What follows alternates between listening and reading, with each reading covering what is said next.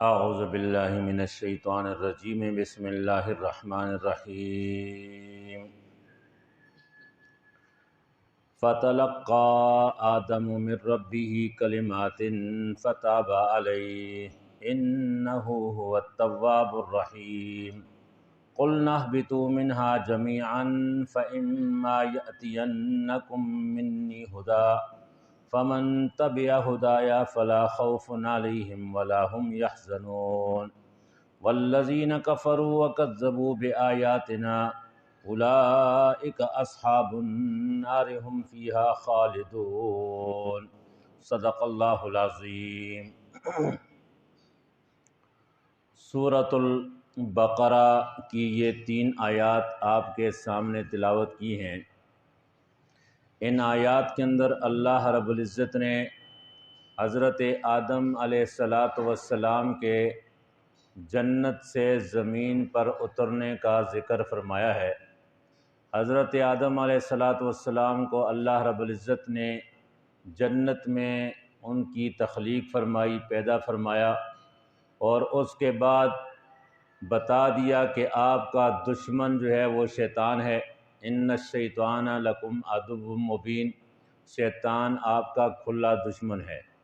اور جس وقت شیطان نے حضرت آدم علیہ السلام اور ان کی بیوی حضرت حوا کو دونوں کو بہکایا اور ان کو پھسلایا اور ان کو وسوسہ ڈالا، قرآن پاک کے اندر آتا ہے کہ فوسوس لہما الشیطان، شیطان نے ان دونوں کو وسوسہ ڈالا اور ایک درخت اور ایک پودے کے قریب جانے سے منع کیا گیا تھا۔ حضرت آدم علیہ السلام اس کے قریب چلے گئے اور اس کی پاداش میں، جو کہ اللہ رب العزت کی مشیت میں پہلے سے ہی یہ طے تھا، چونکہ حضرت آدم کی تخلیق کے وقت اللہ رب العزت نے یہ فرما دیا تھا کہ انی جاعل فی الارض خلیفہ، کہ میں زمین کے اوپر اپنا ایک خلیفہ پیدا کرنا چاہتا ہوں، بنانا چاہتا ہوں، جو زمین پر میرے احکام کو نافذ کرے۔ حضرت آدم علیہ السلام کو اللہ رب العزت نے چونکہ زمین پر اتارنا تھا، بہرحال اس واقعے کے بعد اللہ رب العزت نے حضرت آدم کو زمین پر اترنے کا حکم دیا، اور ساتھ ساتھ یہ فرمایا کہ قُلْنَا اهْبِطُوا مِنْهَا جَمِيعًا، کہ اب ہم آپ کو یہ حکم دیتے ہیں کہ اترو، سب کے سب اترو اس جنت سے۔ اور پھر زمین پر جانے کے بعد فَإِمَّا يَأْتِيَنَّكُم مِّنِّي هُدًى، اگر آپ کے پاس میری طرف سے کوئی ہدایات آئیں، میری طرف سے کوئی حکم آیا، تو فَمَن تَبِعَ هُدَايَ، جو آدمی میرے حکموں کی تابعداری کرے گا، فَلَا خَوْفٌ عَلَيْهِمْ وَلَا هُمْ يَحْزَنُونَ، ان پر نہ کوئی مستقبل کا خوف ہوگا اور نہ ماضی کا کوئی غم ان کے اوپر ہوگا۔ چونکہ آدمی کو یا مستقبل کا خوف مار دیتا ہے، ساری زندگی اسی خوف کے اندر مبتلا ہوتا ہے کہ پتہ نہیں آگے کیا ہوگا، مستقبل میں کیا ہوگا، جب میں بوڑھا ہو جاؤں گا تو پھر پتہ نہیں کیا ہوگا، میرے بچوں کے مستقبل کا کیا ہوگا۔ اسی مستقبل کے خوف کے اندر ساری زندگی گزر جاتی ہے۔ اور یا یہ ہے کہ بندہ اپنی زندگی گزار دیتا ہے اور پھر آخر میں جا کر کہتا ہے کہ اوہو، اگر میں اس طرح کر لیتا تو ایسا ہو جاتا، اس وقت یہ غلطی نہ کرتا تو آج اس طرح ہوتا۔ پھر ماضی کے جو دریچے ہیں جب وہ کھلتے ہیں، اس میں بندہ پریشان رہتا ہے کہ اوہو، میں نے اس طرح کیا ہوتا تو آج ایسا ہوتا۔ اس لیے قرآن پاک نے حضرت آدم علیہ السلام کے اس واقعے میں یہ بات ذکر کی ہے کہ دیکھیں، آدم علیہ السلام کو ہم جنت سے زمین پر اتارتے ہیں، تو گویا کہ ہم سب کا جو اصلی وطن ہے وہ کیا ہے بھائی؟ وہ جنت ہے۔ ہمارا جو دادا تھا حضرت آدم علیہ السلام، وہ تو چونکہ جنت سے زمین پر اترے ہیں، تو ہمارا اصل وطن جنت ہوا۔ جس طرح آج ایک آدمی یہاں پر اسلام آباد، راولپنڈی، جہاں کہیں بھی اس سے پوچھو بھائی آپ کہاں سے بلانگ کرتے ہیں، اگرچہ اس کی پیدائش بھی یہاں پر ہو، اگرچہ اس آدمی کے یہاں پر اس کے باپ دادا یہاں پر پیدا ہوں، لیکن پھر بھی وہ یہ کہتا ہے کہ نہیں جی، ہمارا تو اصل جو گاؤں ہے، علاقہ ہے، وہ سرگودا ہے، ہم تو گجرات کے ہیں، ہم تو اوکاڑا کے ہیں، ملتان کے ہیں، ہم سرحد کے ہیں، ہم تو پشاور کے ہزارے کے ہیں۔ اب یہ اپنے اصل وطن کا بتاتا ہے، حالانکہ اس کا باپ بھی یہاں پیدا ہوگا، لیکن یہ اپنا اصل وطن پھر بھی وہی بتاتا ہے، اس لیے کہ وہ جو آباء و اجداد کا وطن ہوتا ہے اس کے ساتھ آدمی کو قدرتی اور فطری طور پر ایک محبت ہوتی ہے، وہ محبت اس کے دل سے جاتی نہیں ہے۔ حضرت نبی کریم صلی اللہ علیہ وسلم جس وقت مکہ مکرمہ سے ہجرت فرما کر مدینہ منورہ تشریف لے جا رہے تھے تو آخری دفعہ جب مکہ مکرمہ کی طرف دیکھا، پہاڑیوں کی طرف دیکھا، تو حضور علیہ السلام نے یہ ارشاد فرمایا کہ ما اطیبک، اوہو کتنا پیارا ہے تو مکہ، اور ساتھ ساتھ فرمایا کہ ما اطیبک من بلد احبک، میں آپ کے ساتھ بڑی محبت کرتا ہوں، لیکن کاش ولولا ان قومی، کاش کہ میری قوم اگر مجھے یہاں سے نہ نکالتی تو ما سکنت غیرک، آپ کے علاوہ میں کہیں پر بھی جا کر رہائش اختیار نہ کرتا۔ حضور علیہ السلام نے اپنے وطن پر، مکہ مکرمہ کی ان ٹیلوں پر اور پہاڑیوں پر آخری جو نگاہ دوڑائی اور نظر ڈالی تو اس محبت کے ساتھ اس کو خطاب کیا۔ تو گویا کہ اپنے وطن کے ساتھ محبت کرنا یہ ایک فطری تقاضا ہے۔ تو حضور نبی کریم صلی اللہ علیہ وسلم نے بھی آخری وقت میں اسی فطرت کا اظہار کیا کہ مجھے تو مکہ آپ کی پہاڑیوں کے ساتھ ہی بڑی محبت ہے، لیکن کیا کروں، میری قوم نے یہاں مجھے رہنے نہیں دیا۔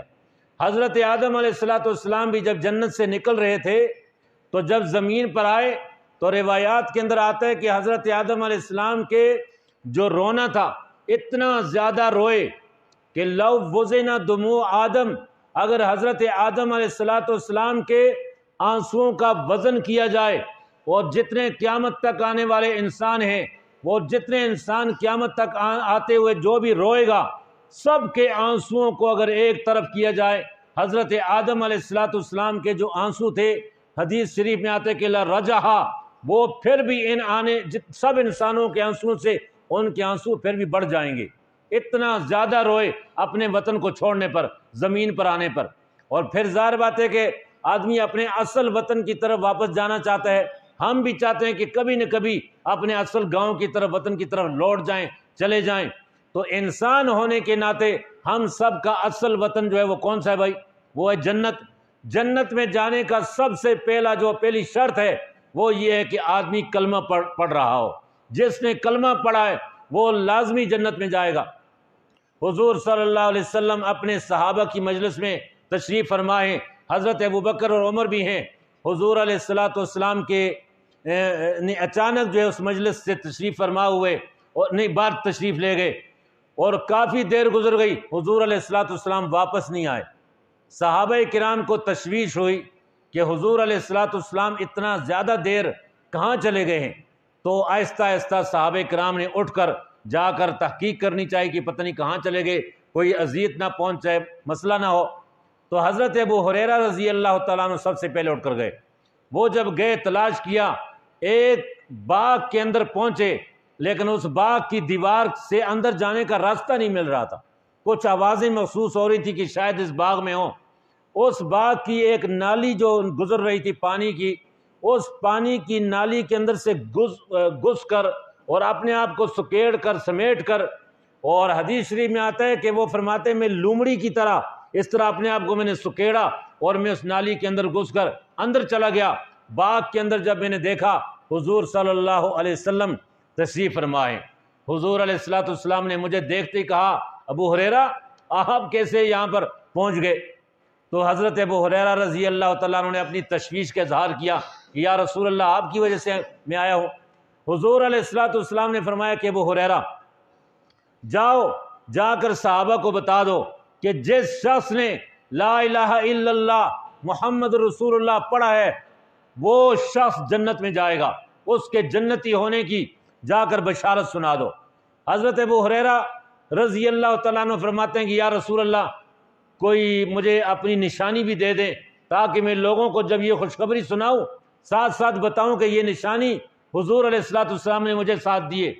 حضور علیہ السلام نے فرمایا کہ کیا نشانی لے کر جاؤ گے؟ چلو میرے جوتے لے کے چلے جاؤ۔ حضور علیہ السلام کے جوتے مبارک حضرت ابو ہریرہ نے لیے اور پھر اسی راستے سے گئے، اسی نالی سے باہر نکلے اور باہر جس وقت صحابہ کرام کی مجلس کی طرف جانے لگے، سب سے پہلے جو شخص ان کو ملا جس کو خوشخبری سنانی تھی وہ حضرت عمر تھے۔ حضرت عمر کو فرمایا کہ حضرت میں آپ کو ایک خوشخبری سناتا ہوں، حضور علیہ السلام نے فرمایا ہے کہ جو آدمی بھی لا الہ الا اللہ محمد رسول اللہ پڑھے گا وہ جنت میں جائے گا۔ حضرت ابو عمر نے فرمایا کہ ہاں پھر بتاؤ کیا کہا؟ تو حضرت ابو ہریرہ نے بتایا۔ حضرت عمر رضی اللہ تعالیٰ عنہ نے ایک مکہ کس کے جب لگایا ان کو کہ جاؤ، حضرت ابو ہریرہ تو اس مکے کی وجہ سے پتہ نہیں کہاں جا کر گرے اور ابھی سنبھلنے بھی نہیں پائے تھے کہ وہ دوبارہ حضرت عمر پہنچ گئے تھے۔ حضرت ابو ہریرہ نے فرمایا کہ بس بھاگنے میں عافیت ہے، وہاں سے بھاگ گئے، سیدھے جا کر نبی کریم صلی اللہ علیہ وسلم کے پاس جا کر رکے۔ اس دوران حضرت عمر بھی تشریف لائے۔ حضور علیہ السلام نے حضرت ابو ہریرہ سے پوچھا کہ ابو ہریرہ کیا بات ہے؟ اس وقت حضرت ابو ہریرہ روئے اور اپنی شکایت درج کرائی کہ یا رسول اللہ، میں آپ کے پاس سے ہو کر گیا تھا اور آپ نے مجھے یہ خوشخبری سنائی، آپ نے مجھے اپنے جوتے مبارک دیے اور یہ حضرت عمر نے میرے ساتھ یہ حشر کیا اور میرے ساتھ یہ سلوک کیا۔ حضور علیہ السلام نے حضرت عمر سے پوچھا کہ عمر کیا مسئلہ ہے؟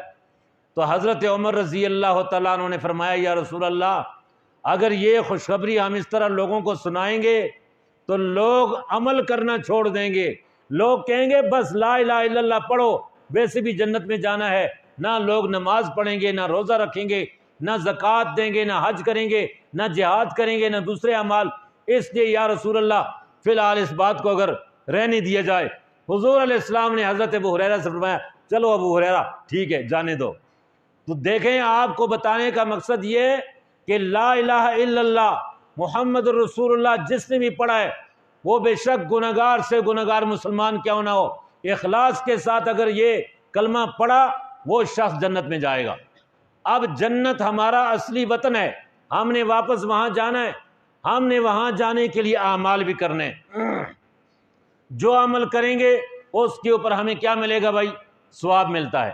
اور اگر جو عمل کا ہمیں حکم دیا گیا ہے وہ نہیں کریں گے، نماز کا حکم ہے نہیں پڑھیں گے، زکوٰۃ کا حکم ہے نہیں دیں گے، حج کا حکم ہے اور اگر ہم نہیں کریں گے تو کیا ملے گا؟ عذاب ہوگا۔ یہ ثواب اور عذاب دو چیزیں ہیں، ثواب کا معنی لٹانا اور عذاب کا معنی روکنا۔ ثواب کا معنی لٹانا یعنی ہم نماز پڑھتے ہیں، اللہ پاک ہمیں اپنے اصل وطن کی طرف لٹاتے ہیں، اس نماز کی وجہ سے ہم اصل وطن کی طرف لوٹتے ہیں، روزے کی وجہ سے اصل وطن کی طرف لوٹتے ہیں، زکوٰۃ کی وجہ سے اصل وطن کی طرف ہم لوٹ کر جاتے ہیں۔ تو ثواب کا معنی یہ لوٹانا، ہم جتنے بھی نیک کام کریں گے ہم واپس لوٹ کر اصل وطن کی طرف جائیں گے۔ تو ثواب کا معنی یہ کہ لوٹانا، ثواب کی وجہ سے اللہ پاک ہمیں واپس لوٹائیں گے۔ اور عذاب کا معنی روکنا، عذاب کی وجہ سے مطلب یہ ہے کہ اگر ہم کوئی بھی برا کام کرتے ہیں، نماز نہیں پڑھتے، زکوٰۃ نہیں دیتے، حج نہیں کرتے، سود کھاتے ہیں یا کوئی برا کام کریں گے اس کی وجہ سے عذاب ہوگا۔ عذاب کا معنی ہے کہ اصل وطن کی طرف جانے سے رکاوٹ پیدا ہو جانا۔ تو جو آدمی جنت سے رک جائے گا تو وہ کہاں جائے گا؟ پھر وہ ظاہر بات ہے پھر جنت کے مخالف جو جگہ ہے وہاں جائے گا۔ اس لیے بھائی ثواب اور عذاب کا مطلب یہ ہے ہم لوگوں نے جتنے بھی انسان ہیں، بنی آدم ہیں، انہوں نے واپس اپنے اصل وطن کی طرف اگر جانا ہے تو پھر ثواب والے کام کرنے ہیں، نماز کرنی ہے، روزہ کرنا ہے، حج ہے، زکوٰۃ ہے، یہ جتنے بھی نیک اعمال ہیں ثواب والے، تاکہ ان اعمال کی وجہ سے لوٹ کر جنت جائے جو ہمارا اصل وطن ہے۔ اور اگر یہ کام نہ کیے پھر عذاب ہے۔ عذاب کا معنی یہ کہ یہ رکاوٹ والے کام ہیں، اس لیے ان کاموں سے ہم نے بچنا ہے۔ قرآن پاک کی جو آیتیں آپ کے سامنے میں نے تلاوت کی ہیں ان آیتوں کا ترجمہ بھی سن لیجیے۔ اعوذ باللہ من الشیطان الرجیم، بسم اللہ الرحمن الرحیم۔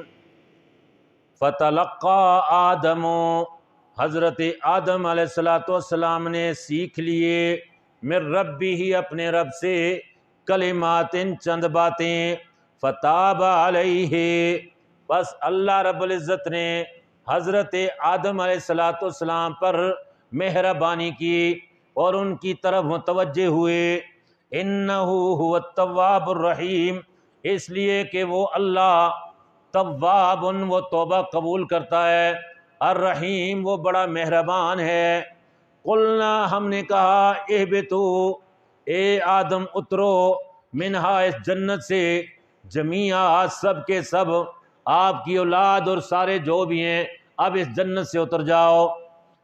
फ़इम्मा यअतियन्नकुम मिन्नी हुदन, बस अगर आपके पास दुनिया के अंदर मेरी तरफ से जो भी हिदायत आएंगी, फमन तबिया हुदाया, बस जो भी आप में से मेरी हिदायत की इत्तिबा करे, मेरी हिदायत की इत्तिबा करेगा, फला खौफुन अलैहिम, उन पर कोई खौफ नहीं होगा, कोई अंदेशा नहीं होगा मुस्तकबिल का, वला हुम यहज़नून, और ना वो गमगीन होंगे। ये है, ना मुस्तकबिल का कोई अंदेशा है, ना माजी का कोई गम होगा। वल्लज़ीना कफ़रू, और वो लोग जिन्होंने कुफ्र किया, जो इनकार करेंगे, वकज़्ज़बू, जिन्होंने जुटलाया मेरी बिआयातिना, मेरी आयात को, उलाइका अस्हाबुन नारे, ये लोग आग वाले हैं, हुम फ़ीहा खालिदून, फिर वहाँ हमेशा हमेशा रहेंगे। जी हाँ, यहाँ पर इम्मा यअतियन्ना हुदन का जो लफ्ज़ आता है कि मेरी तरफ से जो हिदायत आएंगी, तो हमारे पास अल्लाह रब्बुल इज़्ज़त की तरफ से ये हिदायत आ चुकी हैं। हमें इन हिदायत की तरफ रुजू करना होगा। इन हिदायत के अंदर दर्ज है हमारी दुनिया की और आखिरत की भलाई, दुनिया और आखिरत की खैर, दुनिया और आखिरत की कामयाबी इन हिदायत के अंदर दर्ज है। हम सब मुसलमानों को इन हिदायत की तरफ रुजू करना चाहिए। मुझे और आपको अल्लाह ताला इसकी तौफीक अता फरमाए। व आखिर दावाना अनिल हम्दुलिल्लाहि रब्बिल आलमीन।